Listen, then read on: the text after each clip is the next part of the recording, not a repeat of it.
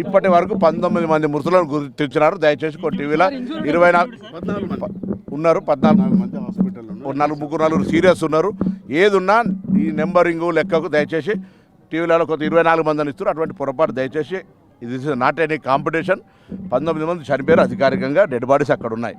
వాటిని చూస్తే మాకు కూడా మనసు బాధ కలుగుతూ ఉంది. నిజంగా కూడా ఇటువంటి సంఘటన దురదృష్టకరం. ఎవరు ప్రభుత్వంలో ఉన్నారనేటువంటి అంశం కాదు. ఇది రాజకీయాలకు సరైన సమయం కాదని చెప్తాను. ఎవరైనా రాజకీయాలు మాట్లాడితే వాళ్ళ విజ్ఞతగా వదిలేస్తాను. ఇది రాజకీయాలకు వేదిక కాదు. ప్రభుత్వం తరఫున we are responding in a proper వే.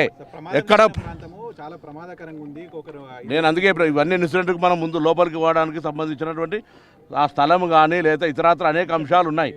వాటన్నిటికి సంబంధించిన విషయం లోపల మేము ఫస్ట్గా టాప్ ప్రయారిటీగా మెడికల్ ట్రీట్మెంట్, 2 చనిపోయినటువంటి కుటుంబాలకు సంబంధించి, దాని తదుపరి అక్కడ ఉన్నటువంటి ఫెండర్లకు సంబంధించిన విషయం లోపల ప్రయారిటీ చేస్తారు. దయచేసి ఈ యొక్క అందరు గుర్తిస్తూ ఉన్నారు, అందరు జరుగుతుంది ఆ కార్యక్రమం.